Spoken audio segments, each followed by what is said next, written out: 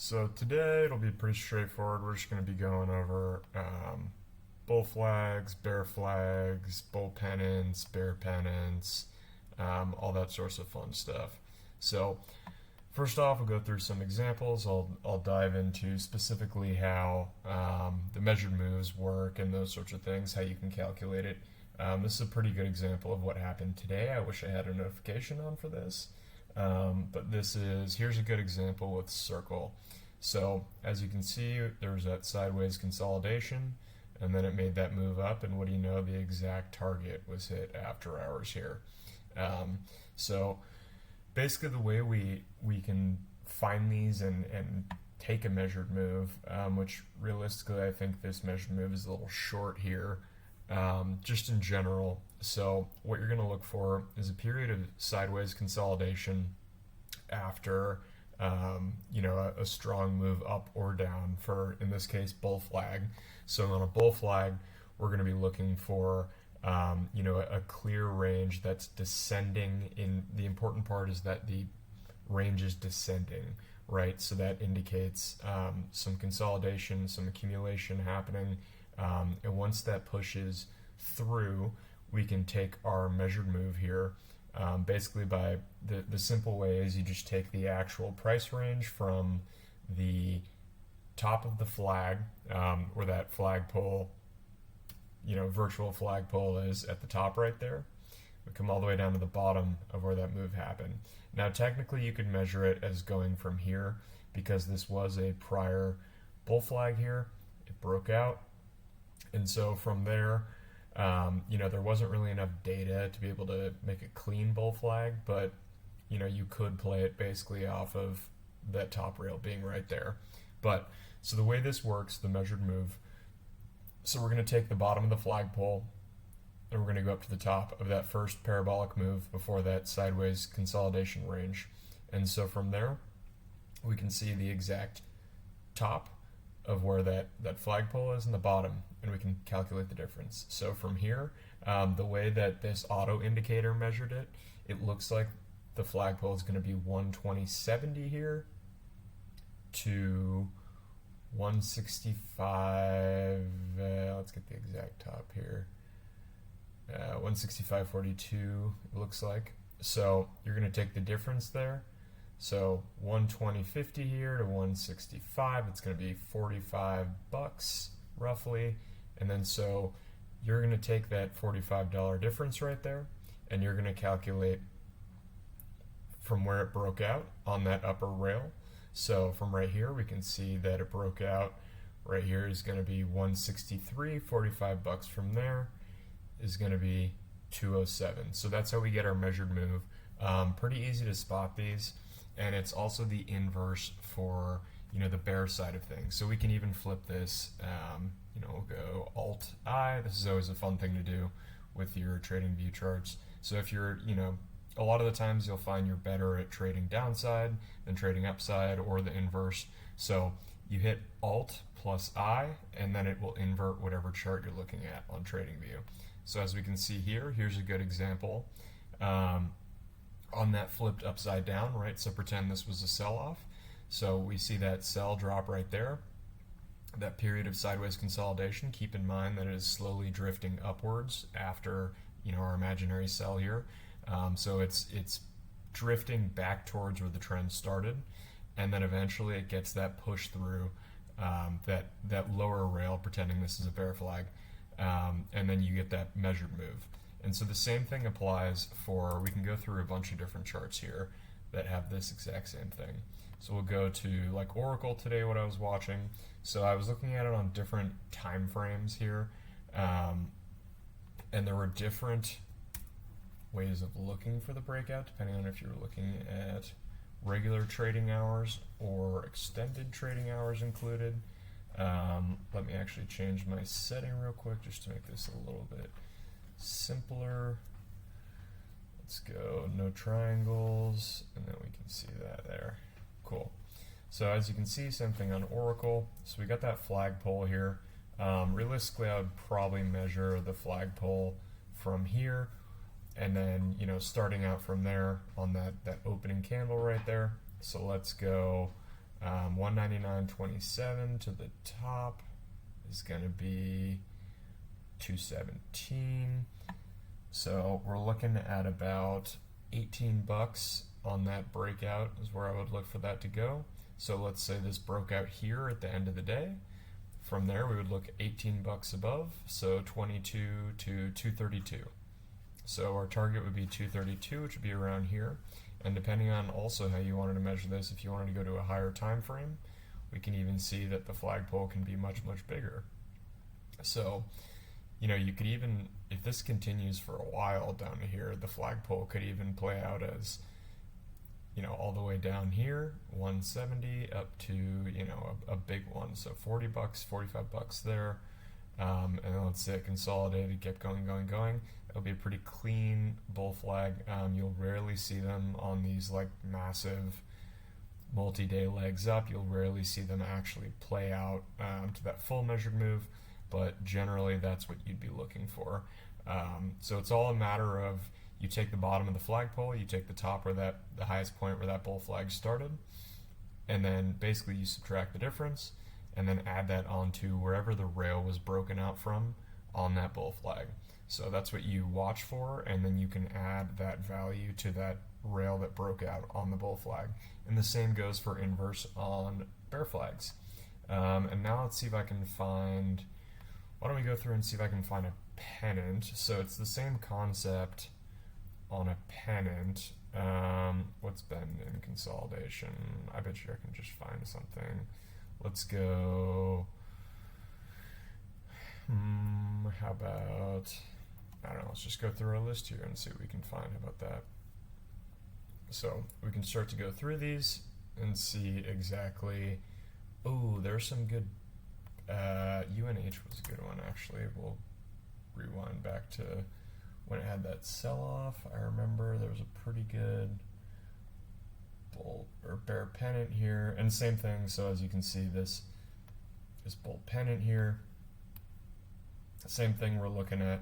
So you see that flagpole, you see the high, you subtract the difference, and then as this consolidation, this isn't a super clean one, but as this consolidation range gets tighter and tighter and tighter, once that range breaks, and generally you want to look for at least 3 different touches on a pennant for those rails. And as that gets tighter and it breaks, boom, you can take the measured move here. So in this case, it's 305.25 is the high, and then we subtract 288. So that's going to be $17. We can add that on to our breakout point here. So our breakout point is going to be 302.08. Add $17. And we're going to get about 319 here. So that would be your measured move target. And we can even go back. This is an extreme example of a bear flag, and these will rarely ever play out to this extent, and I wouldn't really draw the flagpole this far up, but generally I would draw it like this. You get that flagpole, and then from there you take the difference. So let's say I wanted to draw it like this, so 376 here, that initial breakdown, down to the low here, 247, and then as you can see, that consolidation happens, and then on a breakdown, generally, this was such a rapid sell, it's rare that you'll see, these massive moves continue to the measured move. It's usually on smaller time frames that these measured moves do actually play out, and obviously, like, one of the big things would just be, if you think that this major move is going to happen after a bull flag or bear flag breakdown and there's a huge sell right before, you just kind of want to check. Jacks would be a good place to start and figure out where the options positioning lies, because odds are that you're not going to get, this is a massive move here. So 406 to, 248 here, so that's going to be, almost 40%. So that's going to be unlikely that you're going to see another, shave off another 250 to, another $90, another like 30%. Unlikely that you're going to see that big of the follow through and continuation after that breakdown. So I would say on the higher time frame ones, pretty much always, if it's more than like 10%, pretty much always make sure you check the jacks and figure out where a lot of that negative gamma lies as support, because that is going to be unlikely that you will catch a move going that additional distance to the measured move. So I pretty much only pay attention to the actual measured moves on lower time frames, especially with bear flags. Bull flags, a little bit different depending on the trend of the market. So like Netflix was a good one. If I rewind there on the bull flag side, so we'll replay here. We'll actually go back. I will tune my chart back to the date that this started playing out. Oops. Let's go hourly. Okay. Slow loading today. And so this is what I'll look for. Go back. Let's say, go here. So from here, this is what we'll be looking for on Netflix. Oh, we can even go further. Let's go. What's the date on that? Let's go 24th of April.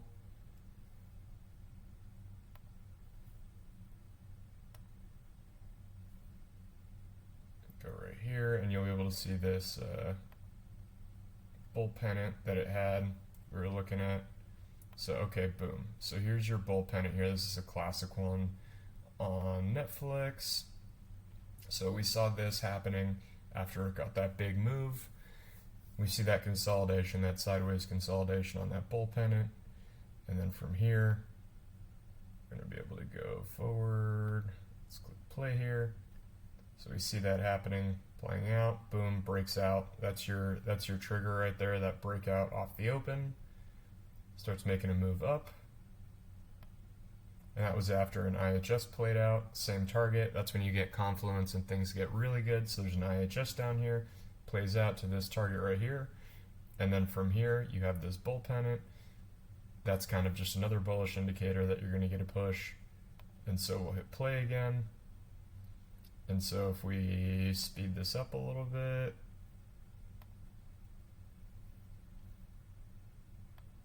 we start to see this play out.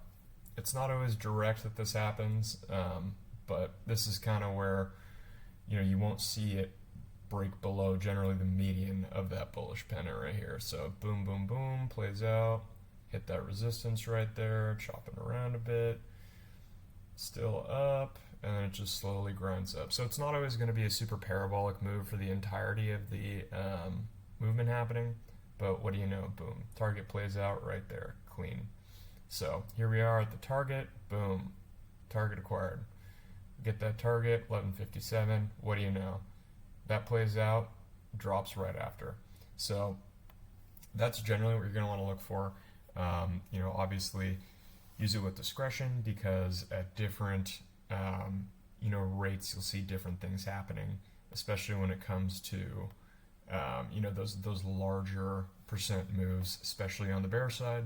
But you want to make sure that you're watching where those targets could potentially be playing out, because a lot of people will have their take profit set there like we saw here. So this is just about where the take profit was set on that bull pennant as it played out, and what do you know, gap down the next day, sold after. So that target was clearly on someone's radar on that measured move playing out.